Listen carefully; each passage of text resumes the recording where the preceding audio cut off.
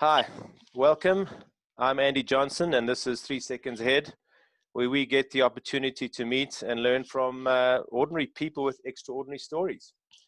My guest today is James Delaney, who describes himself as a contemporary artist working in print, charcoal paint, photography, and sculpture. He works from his studio in Victoria Yards in Johannesburg in South Africa, which is a beautiful place to visit, and I'd encourage you to go there.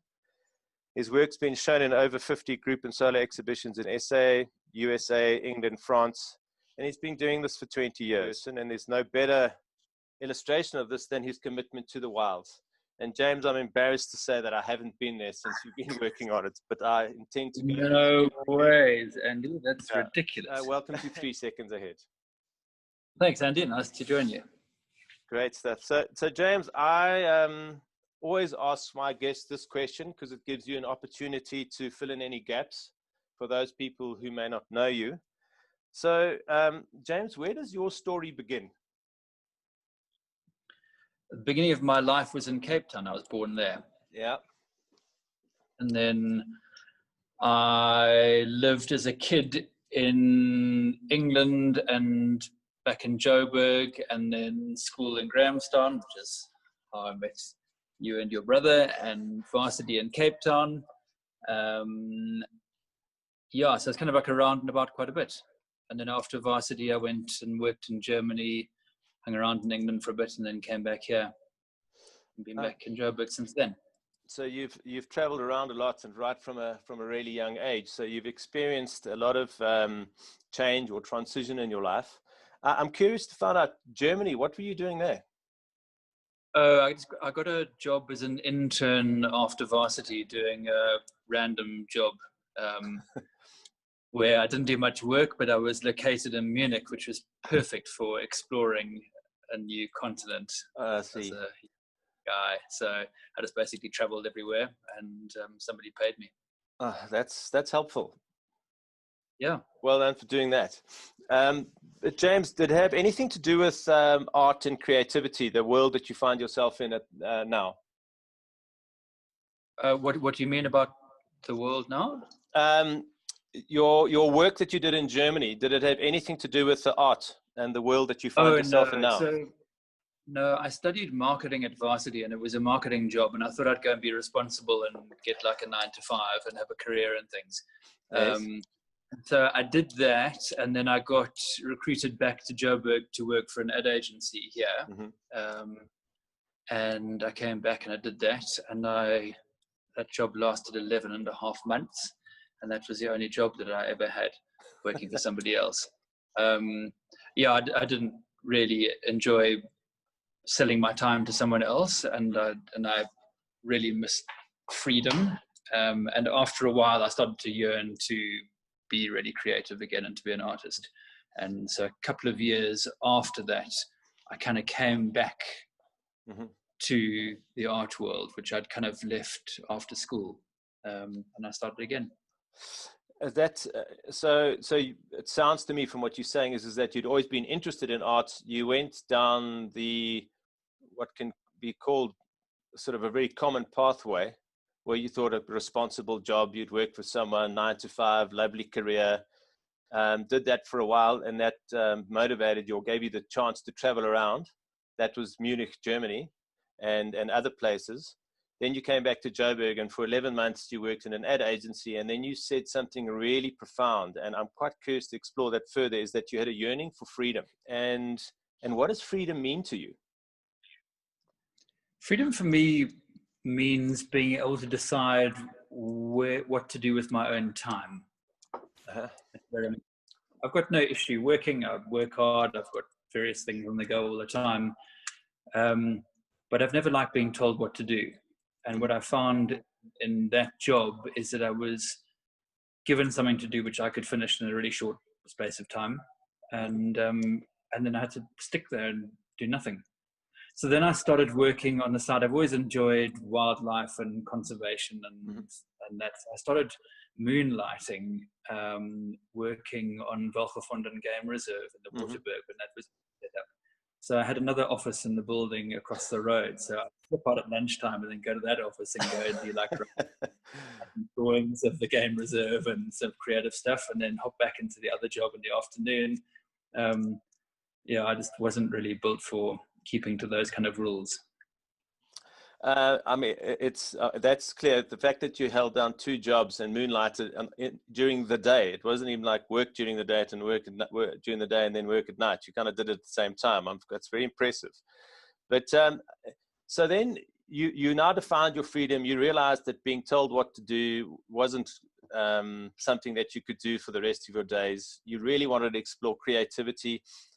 The transition from the 9 to 5 to a world of being responsible to yourself and for yourself, was that difficult for you? And if so, why? Yeah, it is difficult. I mean, anybody who has illusions that it isn't is just isn't right. When you're responsible for your own livelihood in a world which is changing so quickly, you know, you all know the same. It's really challenging, and you know, I've got to evolve how I earn my income, the kind of art that I'm making, the other things that I'm involved in, all the time, because I've got to think a step ahead of how I'm going to sustain myself. And going from a well-paid advertising job into kind of, I didn't know what I was going to do. I kind of just wanted to get out and explore. Was tough. So I moved back in with my parents for a bit. So I didn't have two big bills, and I just went out and found work, consulting and doing all kinds of stuff in tourism and things which interested me. Ended up living the Lowveld for a little while. Did lots of travel in between. So whenever I had extra money, then I blew that on travel, and I've been all over the world. Yeah, that is a priority for me. But I think that the sense of not being able to be complacent still remains with me. That yes. You just can't just sit back and wait. Got to get out there and find clients, find a livelihood, find interesting things to do. So it's exciting on one side, and the other side, it's really stressful. I don't mind the stress part of it, but for some people, it's really uncomfortable. Yeah. I think as the world is going at the moment, that's becoming more of a reality for more people. Yes. And we will embrace that stress and use our heads to get out of it, move beyond it. Yeah, I think that's quite an interesting point that you've raised, and it's really why I started this process of talking to people and learning from them. Is this massive change, the sort of rip in the matrix that we're experiencing, called COVID at the moment, where we locked down, highlighted for me how what we can be certain of at the end of this is that in some way or another we all have to begin again.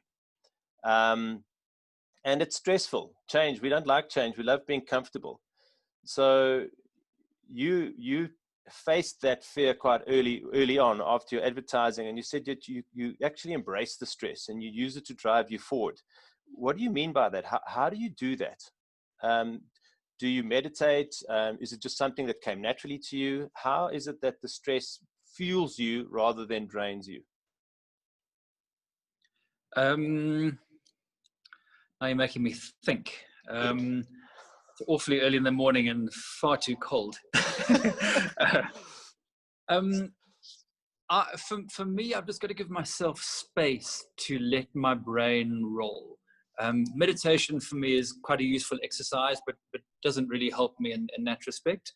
For me, sitting and having a cup of coffee is like a morning ritual. Which helps me a lot. I go every day, I go somewhere for coffee. Wherever I am in the world, I stop everything and I go to somewhere interesting and I sit and have a cup of coffee with nothing to do. I just just park off there and just like let my brain just freewheel a little bit. And then whatever's kind of like in my consciousness then might pop out. I suppose in a way it's a bit of a led meditation, but a whole lot less formal. And then things kind of pop out of my brain. My brain's it's a fairly busy place. So I'm not short of ideas. But then I can dwell on those ideas and kind of think, is it worth giving that a bit more energy? Is it worth trying it out? No. What about the other one? How about this? How about I phone so and so and collaborate with them? Let me chat to this person, bounce an idea off them. It just gives me that little bit of free wheel space, and then I'm back into kind of running around and the kind of the whole kind of thing of making art and whatever. But giving myself that little break to bounce the ideas around in my head is really, really critical. Yeah. So you spoke about giving yourself space for your mind to freewheel, and I mean, I love the fact that coffee. I speak of my own coffee experience is generally quite sort of fraught. I'm going to get a coffee and get out of there, and to see the moment of getting your coffee and sitting down as a moment of meditation is wonderful. It's something certainly that hasn't ever occurred to me, is that you can sit down and meditate wherever you want in whatever way. Because meditation can be quite scary to some people because it's got rules, and you've taken that whole principle and added freedom to it, so that you've got the freedom to meditate every day with your coffee. Anyway, that's what I'm interpreting what you're saying to me. How does that feel for you when I say that? That feels right. Yes, strict meditation is a different process, because that's about letting go of thought and calming down the mind. So I'm not going to have any great kind of creative inspiration in that space. That fulfills a different function. The coffee is like a combination of stimulation, freewheeling, and calmness. And I can't do that in a coffee shop which isn't conducive to it. It's got to have the right kind of energy and feeling to it, and also the right kind of people around. Okay. So there are particular spots around the city that I'll go to, and that's it. I won't go to like a busy chain coffee shop or whatever. I'm quite curious to find out what those places are.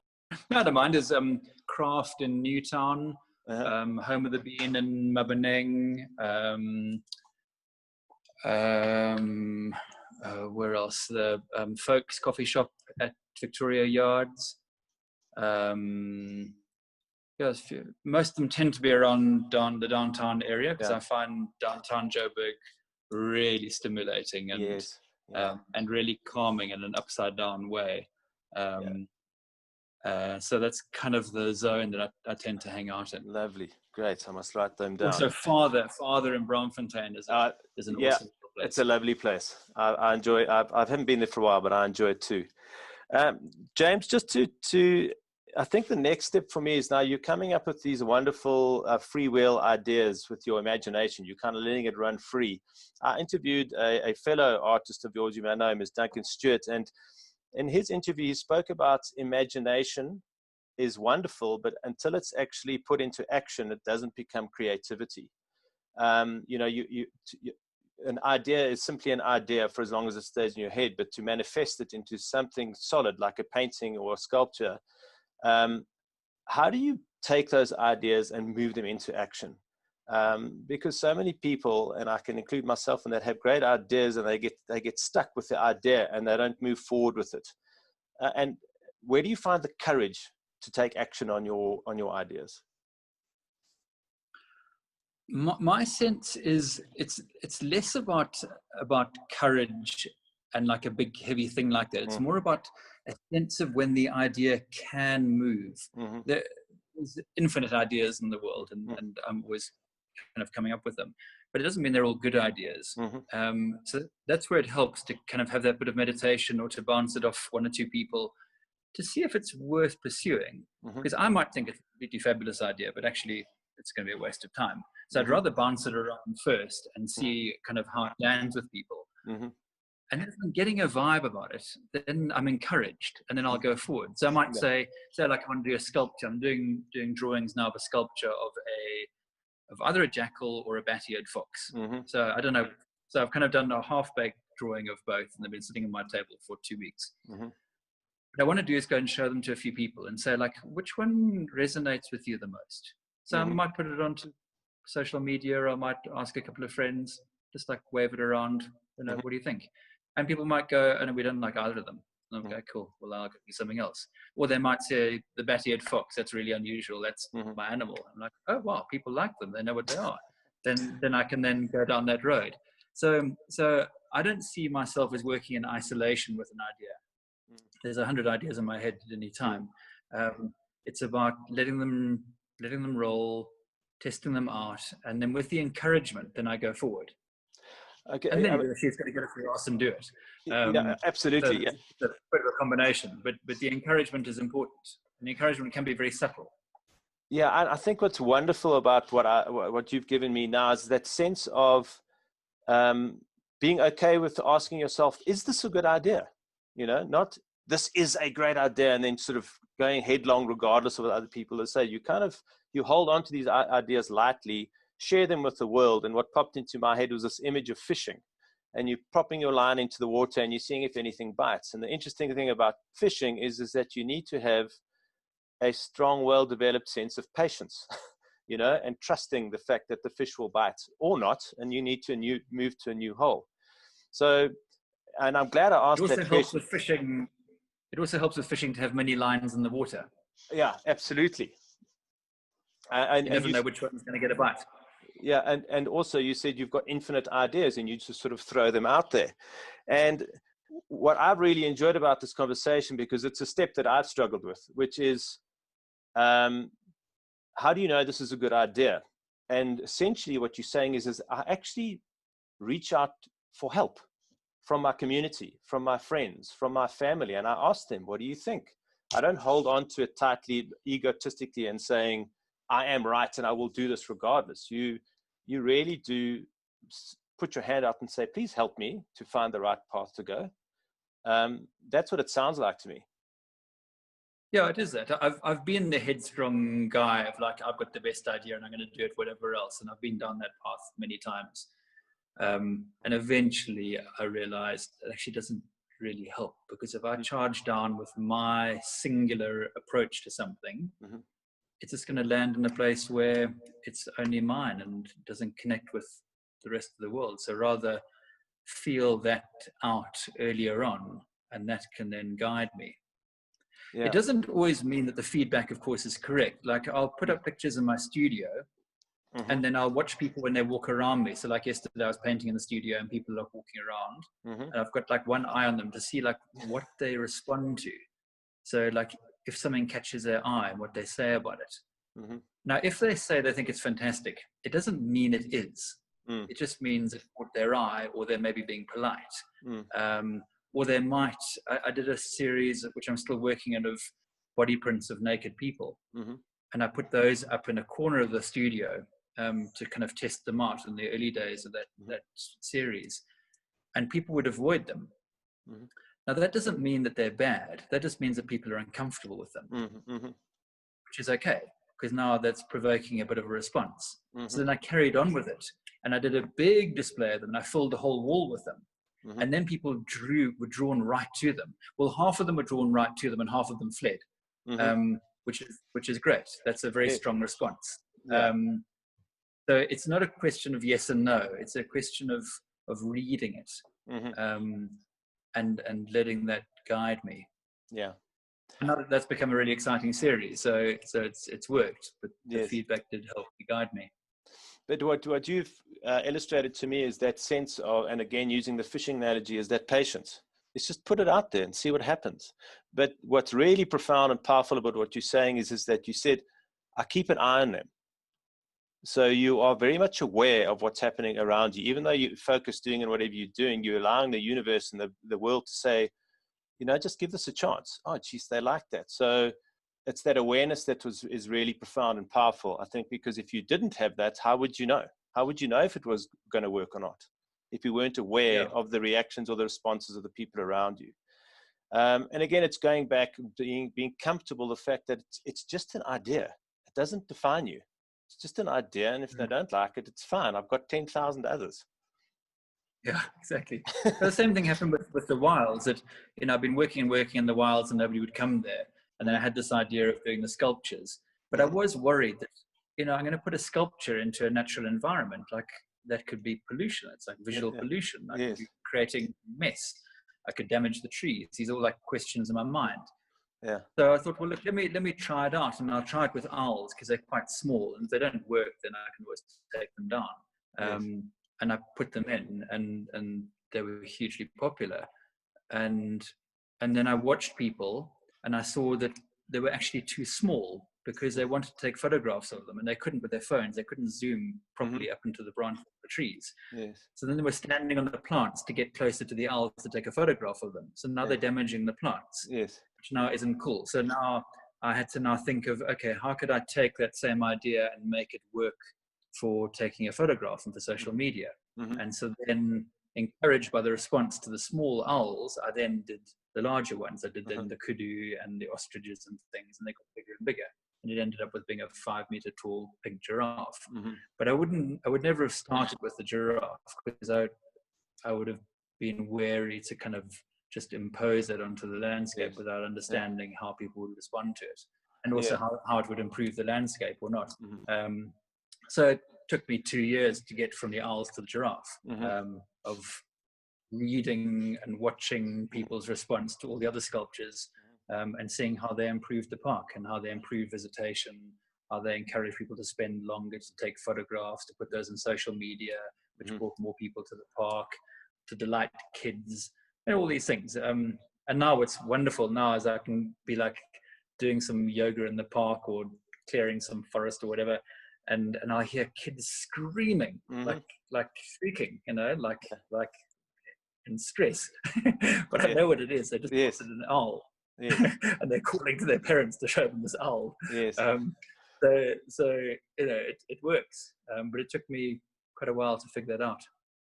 What I'm understanding you saying is that it's almost like the wilds, the park, the environment gave you the clues that you needed to move in the direction that you needed to go. Why have you stayed there so long? I mean, because there must have been times of difficulty and struggle and problems that needed to be overcome. I mean, and I will use the same question I asked Gerald Garner about Joburg. What does she give you that keeps you coming back despite the challenges that you've been faced with over all this time? Well, this part is practicality. That I live next door and I have a dog that needs a walk. So, I do get dragged in there by Pablo. But also when you care for a space, it becomes more and more part of you. So even now we can't get into the wilds, I'm like looking through the gate and looking through the fence, checking on plants that I've planted, checking on the erosion, checking on how the trees are doing, because it's become part of me. And even if I was to move far away, I'd still want to come back and check on those things.